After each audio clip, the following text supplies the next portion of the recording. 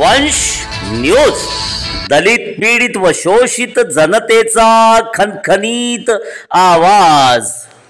या विधान परिषदेच्या निवडणुकीमध्ये महायुतीचे तर उमेदवार निवडून येणार आहेत याच्यात शंका नाही। जर मत फुटण्याचा जो प्रकार आहे ती मत फुटू शकतात। काँग्रेसमधून असे काँग्रेसचे आमदार गोरियंटल म्हणाले होते की 4-5 मत फुटतील। आमच्या माहितीनुसार काँग्रेसची मतं फुटलेली आहेत आणि ती जी 4-5 मतं आहेत त्याच्यात प्रामुख्याने जर नाव कुठचं असेल तर तुम्हाला धक्का बसेल, पण काँग्रेसच्या सीएलपी लीडरनी मत दिलंय की नाही बाळासाहेब थोरातांनी हे बघणं महत्वाचं ठरेल, कारण तेच मत फुटलेलं आहे असं आमची मिळालेली माहिती आहे। कारण त्या बाळासाहेबांकडे जर आपण बघाल तर येणाऱ्या या लोकसभेच्या अगोदरच्या निवडणुकीत ज्या पद्धतीने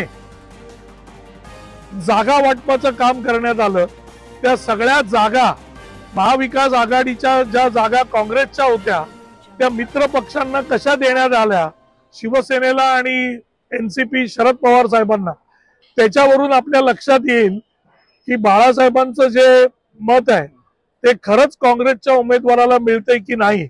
आणि आमची जर माहिती आहे त्याच्याप्रमाणे काँग्रेसची जी मतं फुटलेली आहेत 4-5 त्याच्यात एक मत बाळासाहेब थोरातांचं असावं अशी आमची माहिती आहे। राजू सोनवणे, मला सांगा की प्रज्ञा सातव या उमेदवार नको याच्यासाठी महाराष्ट्राचे प्रदेशाध्यक्ष दिल्लीत जाऊन हायकमांडला भेटले होते, पण तिथे त्यांना नो नॉनसेन्स परत जा असं सांगण्यात आलं। या बाबतीत आपल्याकडे काय माहिती आहे? हा उमेदवार नको होता आणि त्यामुळे ही मतं फुटली आहेत की काँग्रेसला आपली मतं फोडायचीच होती आणि घोडेबाजार करायचाच होता?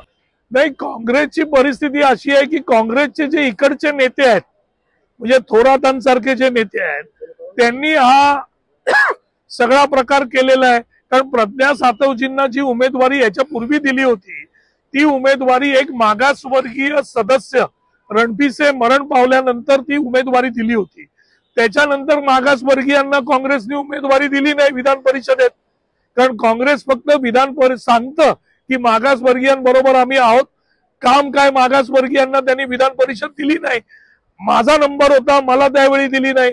आताच्या परिस्थितीमध्ये मुस्लिम कम्युनिटीची मतं काँग्रेसने घेतली, महाविकास आघाडीने घेतली, पण काँग्रेसने या आता जे वजाद मिर्झा सारखे मुस्लिम कॅन्डिडेट होते किंवा नसीम खान होते किंवा इतर जे कॅन्डिडेट आहेत तर मुस्लिम कॅन्डिडेटला मत न देता त्यांनी परत प्रज्ञा सातवजींना उमेदवारी दिली। त्याच्यामुळे काँग्रेसमध्ये आमदारांमध्ये प्रचंड असंतोष होता आणि तो असंतोष या मत फोडण्याच्या प्रक्रियेतून बाहेर येणार आहे।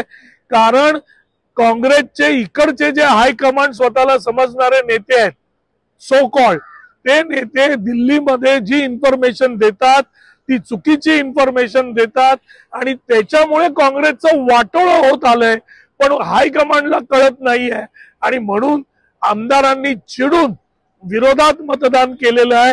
आणि त्याच्यातलं न चिडता केलेलं जे मतदान आहे की ज्यांना काँग्रेस संपवायची आहे ते काँग्रेसचे सीएलपी लीडर असतील बाळासाहेब थोरात। अहो नक्कीच, कारण झिशान सिद्दीकीचे जर वडील एनसीपी मध्ये गेले असतील पण मुलगा आमदार आहे तो तर एनसीपी मध्ये गेलेला नाही किंवा त्यांनी कुठची स्टेटमेंट दिलेली नाही, मग असं असताना झिशान सिद्दीकीला लोकसभेच्या निवडणुकीमध्ये अजिबात बोलवण्यात आलं नाही, काँग्रेसच्या प्रचारात बोलवलं नाही, त्यांना कुठची विचारपूस केली नाही।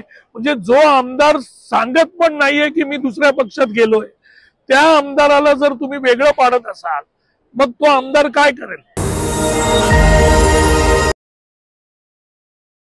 आमचा व्हिडिओ जास्तीत जास्त लाईक करा, शेअर करा आणि आमचे YouTube चॅनल सबस्क्राईब करा। धन्यवाद।